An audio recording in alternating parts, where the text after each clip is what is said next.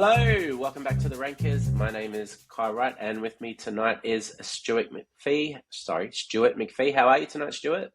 Kai Wright, you son of a bitch. I'm great. Good to see you, as always. Yes, stumbling over my words. This is our third recording tonight.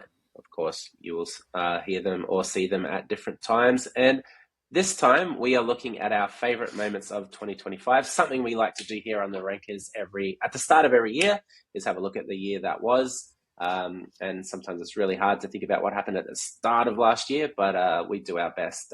So we are here to talk about our favourite film, our favourite TV series, our favourite sporting moment, and our favourite album. How do you look back on 2025, Stuart?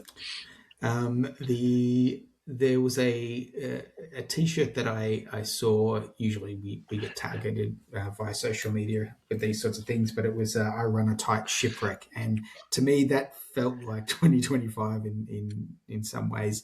It was eerie echoes of 2016.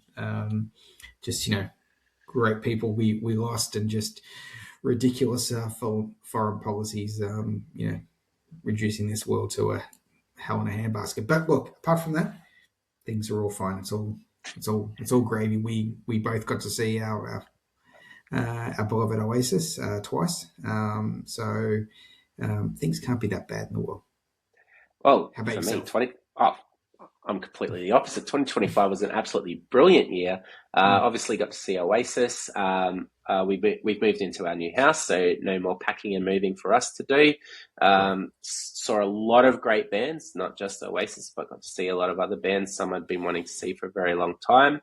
Some great sporting moments during the year, which I know I'm going to get to.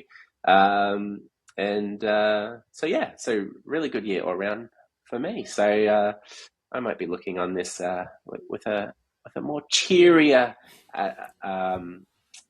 attitude than yourself, Stuart. Quite possibly so. We'll see how we go. I do need to be honest. I know I mentioned it in one of the previous podcasts that we've done that I'm a very busy person. 3 kids, 14, 9 and 7 do keep you occupied. So to be fair, I haven't seen a lot of movies that were released last year, but I do have one that I've picked as my favourite. TV series I'm more up to date with. Sporting moment, that was easy to choose. An album, to be fair, I've had to pluck one out of the air. I did put it up on the Rankers socials for someone to convince me of an album that I need to listen to for this podcast, but there were no takers, so I'm going to do that on my own. What about you, Stuart? You're as you were joking before we started recording, there'll be some foreign language film that you've seen this year, or some obscure album that has tickled your fancy. So I'll let you kick off here, Stuart. You can choose. What are we going to start with? A film, a TV series, a sporting moment, or an album? We'll go with a movie. This isn't foreign language at all. I think I'm disappointed, Stuart. Disappointed.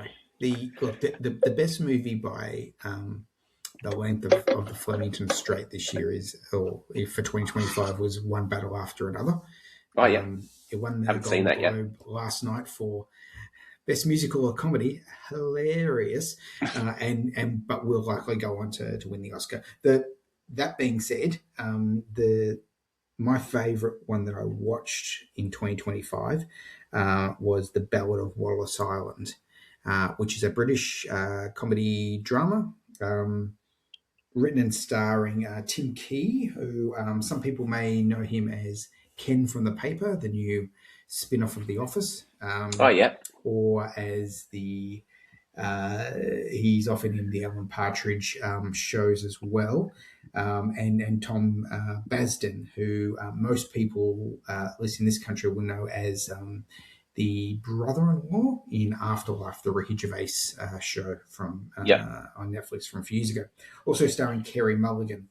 It is about an estranged folk duo who find themselves on a remote island to perform for a very wealthy, eccentric. It is funny, it's tender, it's cringy in the right places. Carey Mulligan is always charming on screen, and you really want to understand what pulled her and Tom Basden's character apart. But you just swept up in the moment of Tim Key as the eccentric wealthy man who has brought both of them to this island, unbeknownst to each other, that the other one is there Yep. to perform for him. Ballad of Wallace Island. I thought it was just winning, and I enjoyed every moment of it. It's a film I'll keep on coming back to. So that's my favourite movie for this year. Fantastic. All right.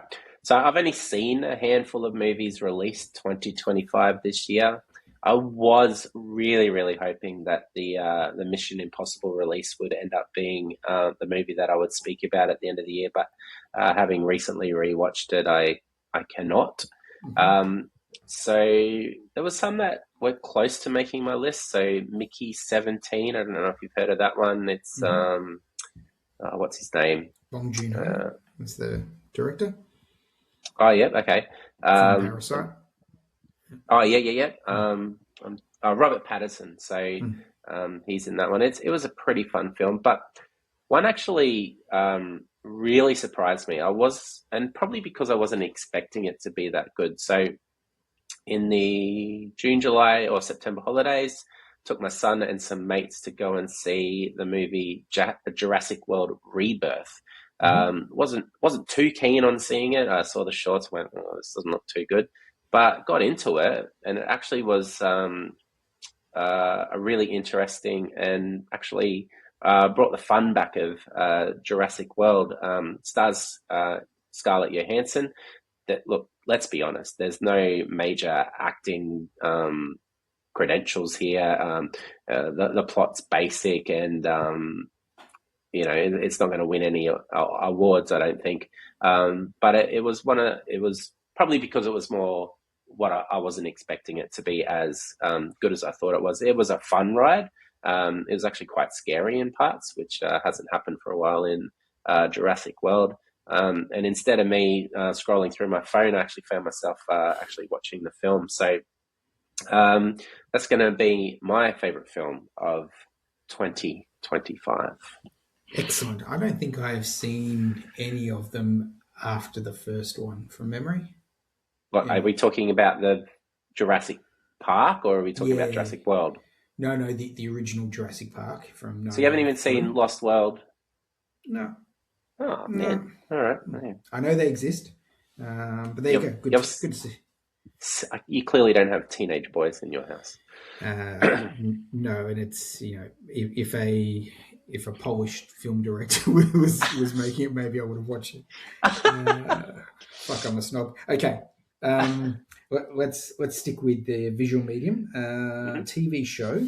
I have gone. Is this where you think we may cross over? I think we may have, but maybe not. I'm going to go Pluribus. Is that what you went with? Ooh, that was very close to mine. Yeah. No, so you go with yours then, and I'll talk about mine. I think out of all the four things that we review each year, or we look back on, this was probably the most hotly contested movies. Oh, yeah. Like I said, I could have gone one battle. But yeah, TV show, I think there was some outstanding seasons of television this year. Agree.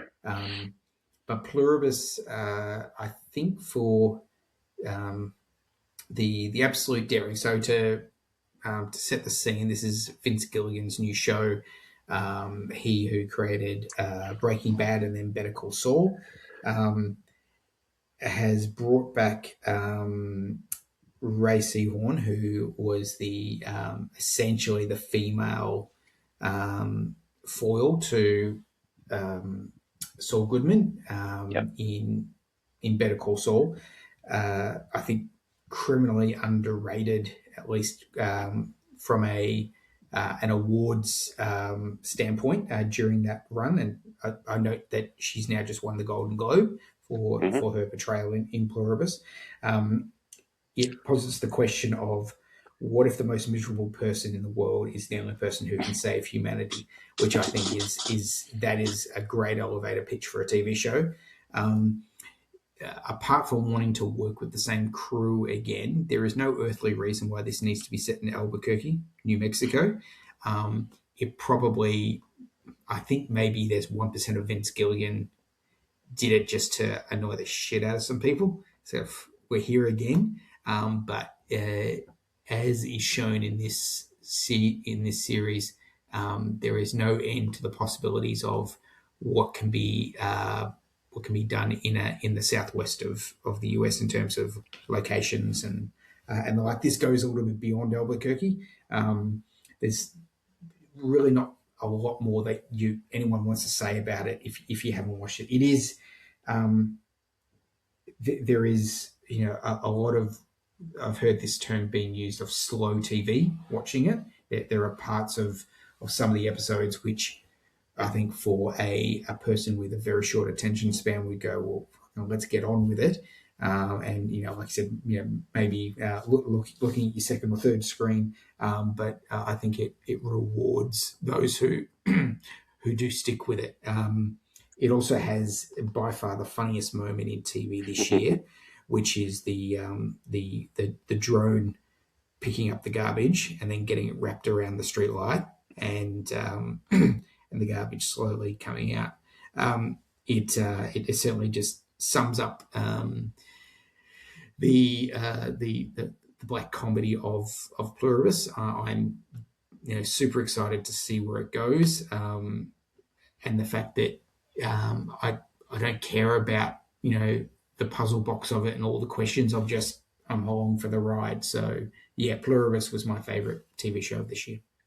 Yeah, it was probably my number two. I really enjoyed the first 4 or 5 episodes. It kind of dragged on for me a little bit, and I really liked the last, I think, 2 episodes. So that's probably where it fell behind. Like right up until 4th, 5th episode, I'm like, this is easily going to be my number one, or the TV series I choose to talk about for this podcast. Just kind of, you mentioned about the slow play, which I really like. I just felt it kind of missed a few beats leading up towards those ends and kind of dragged on a little bit unnecessarily. But that's just my own personal opinion. I thought there could have been a bit more done in between there, but I really liked how it ended, and I'm really looking forward to see where it goes in the next season. My choice is another Apple TV product. And it's season 5 of Slow Horses. Have you seen that yet? Yes, I have. Yes. Yeah. So I don't think there's a better main character than Gary Oldman's portrayal of what's his name in the show. Let me get it up here. Jackson Lamb. I haven't read the books myself, but you can tell these characters are well thought out, well flushed out. And what Slow Horse has been really successful at is refreshing each season, whether not necessarily change of cast, but giving a different cast member or a different character that kind of lead throughout the series. For example, in this one, we've got the character who wears the AirPods all the time.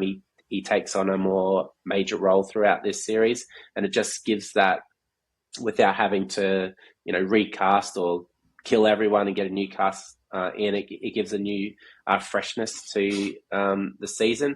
Actually, there's a lot of black humor as there is with Pluribus, but I found this one to be actually one of the more funnier of the seasons, and just the way Gary Oldman goes about his character is just absolutely brilliant, and the byplay and the casualness and he's actually not as dumb as he makes himself out to be, sort of thing. So I really, really enjoyed this series.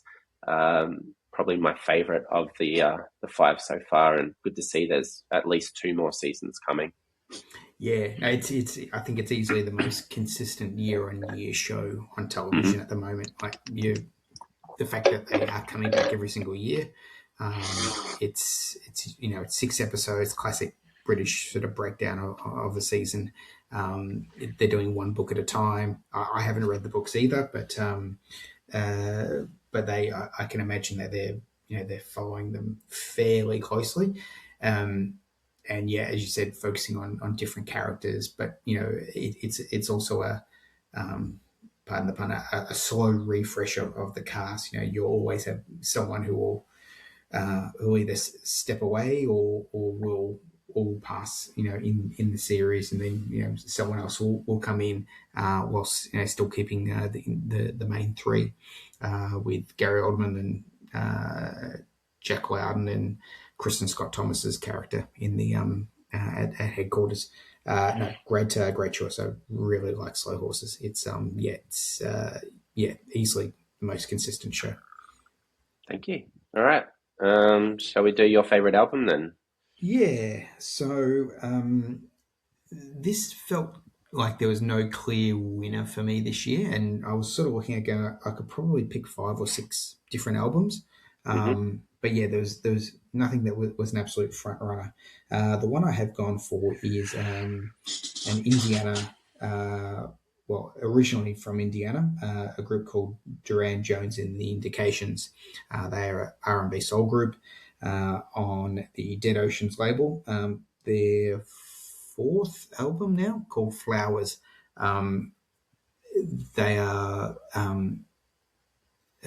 probably also, I talked about consistency with Slow Horses, the most consistent sort of group in this in this genre for me.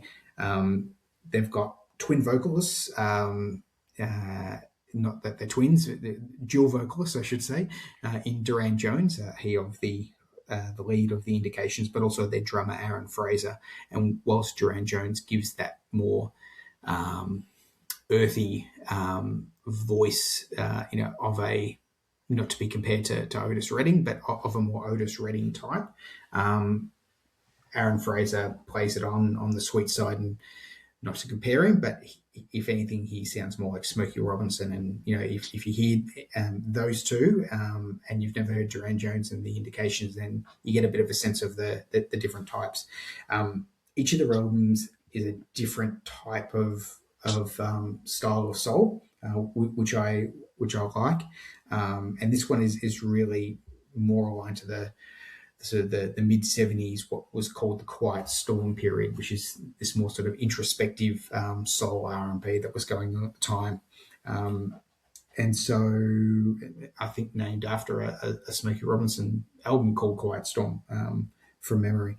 But yeah, where the previous album was a little bit more funky and some disco elements, and the second album was more sort of late 60s R&B, and the first album was a little bit more early 60s, late 50s.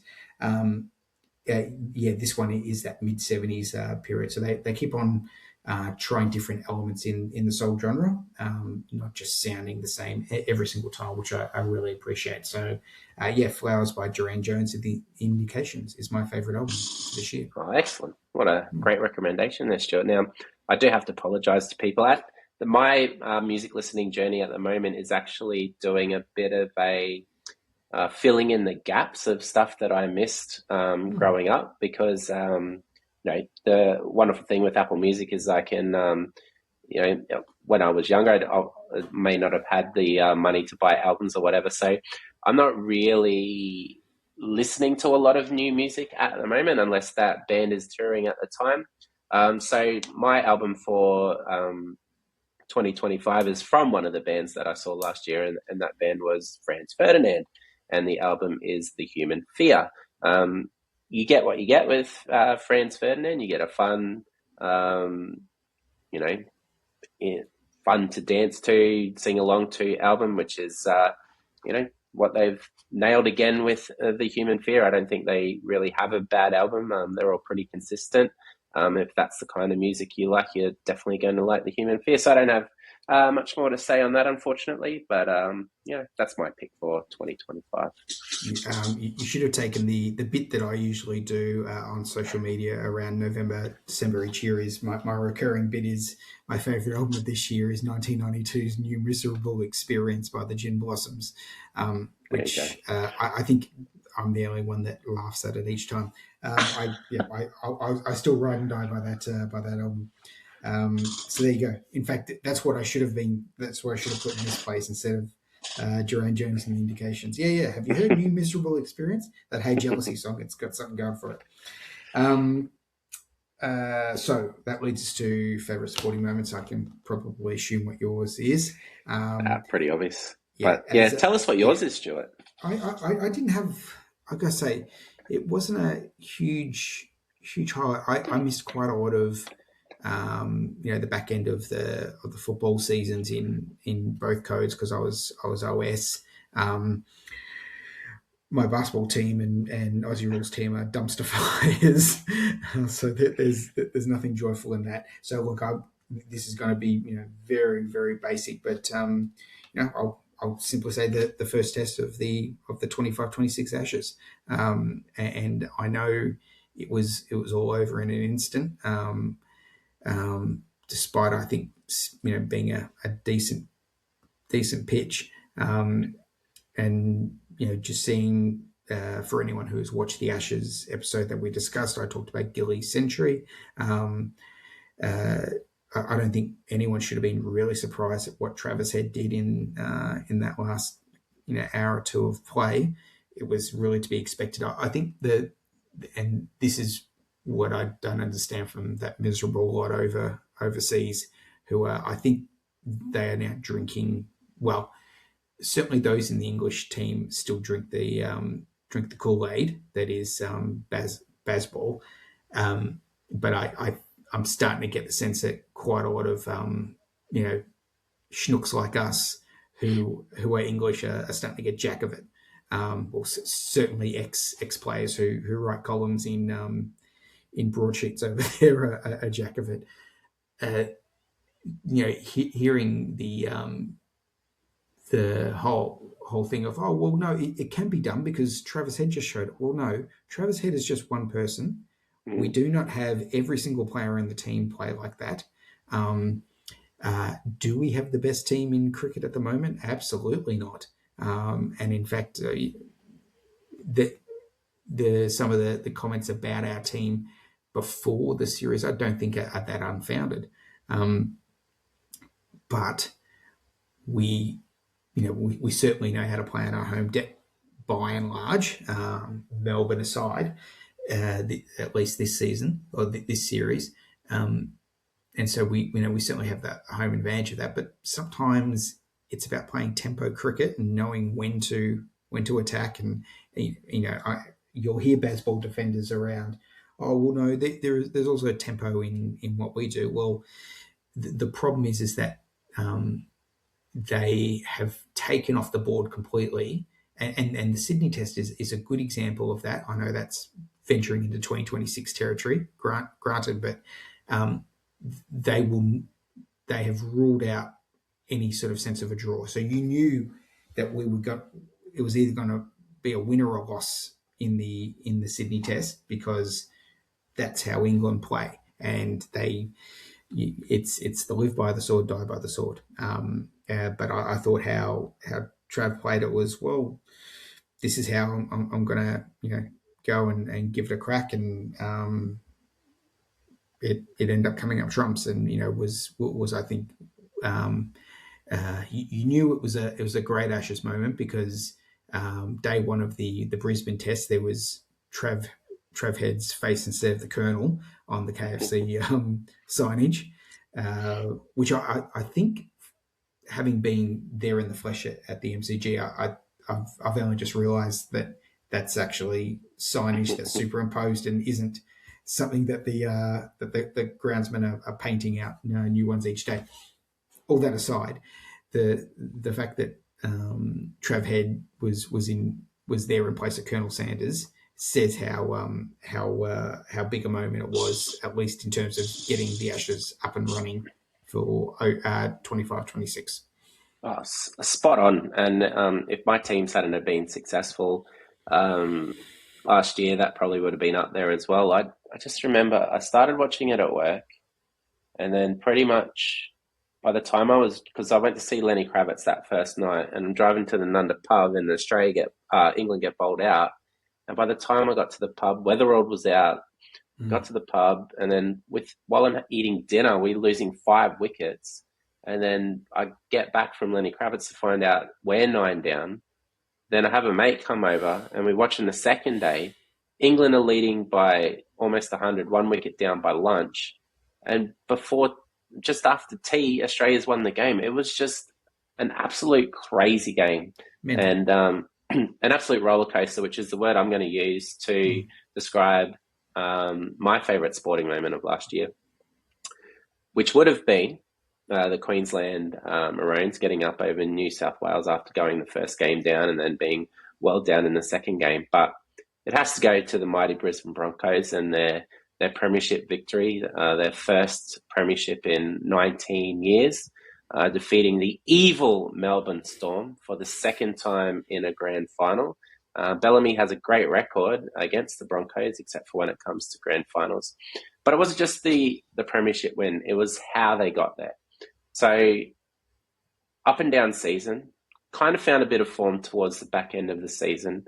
Going into the last game of, or the last round of the season, they're playing the Melbourne Storm at home in Brisbane, who they haven't beaten the premiership game since 2009. They need to win to get into the top 4. And I know AFL's a little bit different recently. I think Bulldogs won they might have even won from 8th. I think another team's won it from outside the 8th since then. But in rugby league, no team has ever won a grand final from outside the top 4 since the new top 8 system has come into play. So pretty important to finish in the top 4. So we get past, not do we just get past Melbourne, we beat them 20-something to 12, I think was scoreline around that mark anyway. So pretty comprehensive victory there. We then have to travel to Canberra in first round of the finals. We're down by close to 20 with about 15 minutes to go. Reece Walsh, one of our best players, if not our best, gets sent off. Controversially, probably another player from Canberra gets sent off as well. Reece Walsh comes back from being sent to the sin bin and has one of the greatest 15 minutes or 12 minutes that you've ever seen on a rugby league field. Not only that, another player had been sent off during that time. We come back. There's a penalty right at the end, right in front, and then some missed field goals. So we go to extra time, which then Canberra appear to have won with a try late in the extra time, but it's called a knock on. And then Brisbane come back and kick a field goal to win and then get the week off. All right. So this is all in the space of, 20 minutes, just towards the end of the game. We then come back to Brisbane to host the prelim, which is whoever wins goes into the grand final, up against Penrith Panthers, who were the 4 times in a row champions, who we'd lost to 2 years beforehand after leading 24-12 or whatever it was, 24-6 it might have even been, to lose in the last 3 minutes to Nathan Cleary. They're up 14-0 at halftime. We come back. Reece Walsh throws a pass over his head. We score in the corner. 2 minutes to go. Adam Reynolds, the aging saviour, kicks it from the sideline. We hold on and we go into the grand final against the Melbourne Storm. Not only do we have to come up against the Melbourne Storm, who I think we've only beaten a handful of times in the last 15 years, right? So we get them in the grand final. They're up 24-12 at halftime. Or I think it was 24-12. Anyway, it might have been 22-12 or something like that at halftime. Everyone's gone, nah, Broncos are out. They've had 2 massive comebacks, can't come back. We come out, absolutely blitz the first 20 minutes of the second half, get a 4-point lead. Adam Reynolds goes down injured. Ben Hunt gets a HIA. which is a head injury assessment. A winger gets a head injury assessment. We're down to one player on the bench. We hold on to win. Reece Walsh makes a try-saving tackle with 30 seconds to go in the game, and Brisbane win the premiership. So how could that not be your favourite moment of the year? Good summation. Felt like I went on the roller coaster ride with you through that final series. I would say beating my beloved Melbourne Storm, but I don't have a team really. It's all been shit since the North Sydney Bears left the competition. No, look, well done. It's amazing. The Brisbane, one of the very few sides where, it was interesting. You mentioned it'd been 19 years since they last won the premiership, because Brisbane continue to stay a relevant side. AFL wise, West Coast was that for years, but they're a bit of a basket case at the moment. And by that I mean, you've still got heavy press attention. You've still got bumper membership, strong crowds. Even if there is a gap, such as it is in terms of 19 years until you get around again to winning it. But I think when you beat Penrith in the prelim, I think that to me was they can do anything if you've beaten those guys who as you said had already done 4 in a row, and we're going for absolute golden age of football sort of legacy. Then it's that. Certainly, it was the case of our second half will come back from wherever. It doesn't matter. And as was proven time and time again, and particularly in the final, regardless of the myriad of injuries you had and HIA assessments, and phenomenal work. So thoroughly deserved, and no doubt that'll be in your memory bank forever. Oh, absolutely. I didn't actually do it, Stuart, but I thank you for it. You know how it works in professional sport. It's all we, which is why I say my teams and we are a dumpster fire. I mean that collectively. All right. Before we sign off for 2025, I think we've done this the last few years at the end of this episode that we've done annually, is we look forward to 2026. Is there a film, a TV series, a sporting moment or an album that you're particularly looking forward to this year and you think might be on your list come this time next year? Yeah, interesting. I was looking because it felt like, as I said, not a phenomenal year in music. I started looking at sort of potential upcoming albums this year, and all of it's stuff that I have no interest in. And then I saw, I had to have a laugh. The last thing, because it was showing it in alphabetical order, Zach De La Rocha, and then TBA title and TBA date. I was mentioning to the old mucker Chad, who I used to work with in the record store, when we used to get the upcoming or forthcoming list, we'd always see Zach De La Rocha and TBA on it. And I said, 25 years later, nothing has changed. That album's not coming out, and I certainly have no interest in hearing it anyway. So before you move on, aside. Yes. Before you move on, I actually saw someone on Reddit post, if Rage Against the Machine was still going today, imagine the songs that they will be writing, given what's going on, worldwide, essentially, especially politically at the moment. Yeah. Sorry, just wanted to get that in there before you continued on. Fair, and maybe Zach has made and scrapped 16 albums in that time, and this one's going to be the one. I swear to God. I guess the main thing I'm looking forward to is the men's football World Cup in is it Canada, Mexico, the US in June, July. I like the fact that we've drawn against the Americans and they've pretty much dismissed us outright straight away, which to me just means that sweet cashing in of receipts when we eventually beat them in Seattle. I mean, who knows?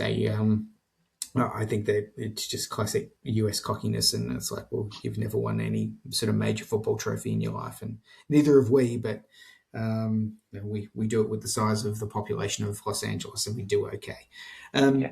Movie wise, I guess maybe Nolan's The Odyssey will be interesting, but I'm not really up on my Homer, so what would I know? And yet TV shows. The problem is that we spoke about Pluribus. At least I know Slow Horses is coming back. Pluribus may not be back until 2027. So who's to say? Yeah, there's a few spin-offs I'm interested in checking out. I know there's a Game of Thrones one. I know that's not on your wheelhouse, but there's one coming up there. I think House of Dragon might be coming back again.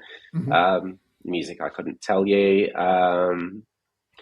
Movies, again, not so much. But the thing I'm most interested in is the progress of Alex de Minaur. So he's been sort of hovering at that, fourth round quarterfinal level for a long time now.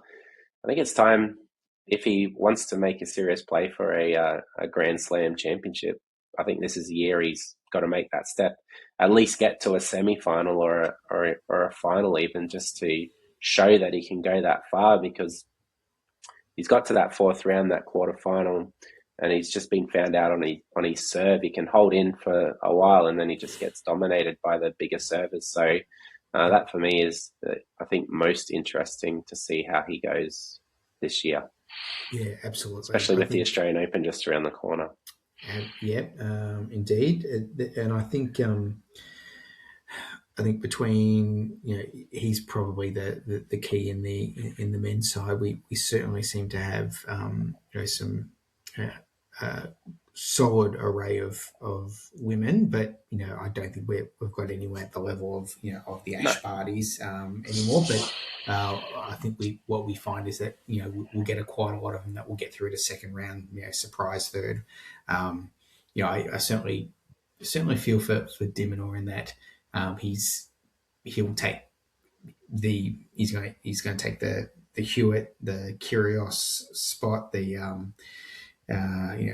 whoever else, Bernard Tomic, the weight of the nation on his shoulders thing, which is it's tough. It's tough because, but particularly when we have a home slam as well.